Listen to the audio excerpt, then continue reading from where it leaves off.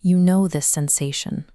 It's 2 a.m., the room is silent, and your eyes are fixed on the cold glare of a smartphone. Your body feels heavy, physically pinned to the mattress, unable to put the phone down despite the exhaustion. You have goals, you have projects to start and deadlines to meet, but the ability to actually initiate the work has vanished, leaving a wide gap between your intentions and your actions. Our immediate reaction, and the reaction of those around us, is to categorize this as a moral failing. We label it procrastination or a lack of discipline.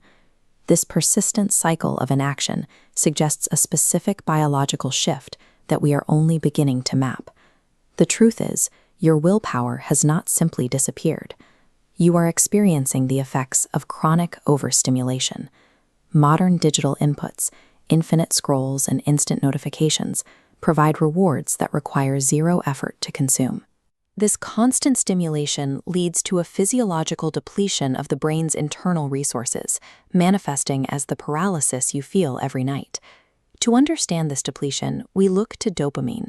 While often associated with pleasure, it functions as the universal currency of motivation and craving. It is the chemical drive that pushes a person to act. This diagram shows the mesocorticolimbic pathway. Note the green, red, and blue pathways connecting the ventral tegmental area to the prefrontal cortex and nucleus accumbens. This circuit evolved for survival. Activating it required significant physical strain, like hunting, before triggering a rewarding chemical release. This ancient survival hardware is now struggling to process a world where high-stimulation rewards are available instantly and without effort. The brain maintains a steady tonic baseline of dopamine, but digital rewards trigger a massive phasic spike, sending levels far above the normal range. To maintain homeostasis, the brain compensates with a chemical crash.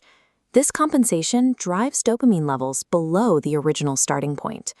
Chasing the next digital hit creates a cycle of spikes followed by deeper crashes, until the baseline itself sinks into negative territory.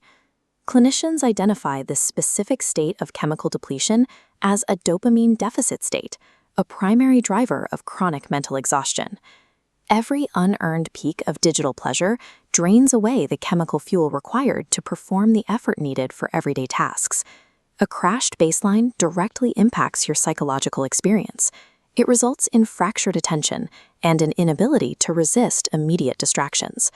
With dopamine depleted, the prefrontal cortex fails to regulate primitive drives. This allows what Sigmund Freud called the id to dominate, seeking immediate gratification. The data reveals how pervasive this disruption is. As seen in the red and blue slices of this chart, nearly 95% of respondents report that social media usage frequently or always interrupts their studying. In this state, ordinary tasks like reading or cleaning feel physically agonizing because they cannot generate enough dopamine to overcome the existing deficit. The persistent lack of motivation mirrors the withdrawal symptoms associated with clinical addiction. Recognizing that this exhaustion is chemical rather than moral allows for a different approach to recovery. Many people rely on extrinsic reinforcement, like music, caffeine, or treats to initiate work. This habituates the brain to expect an external reward before any effort begins. Intrinsic reinforcement involves teaching the brain to find dopamine within the friction of the effort itself. This means focusing on the strain of the task as the primary source of reward. Sustained motivation comes from building the biological capacity to tolerate the friction of hard work. Clinicians suggest the rule of avoidance to heal a crashed baseline. This requires removing high dopamine triggers for an extended period.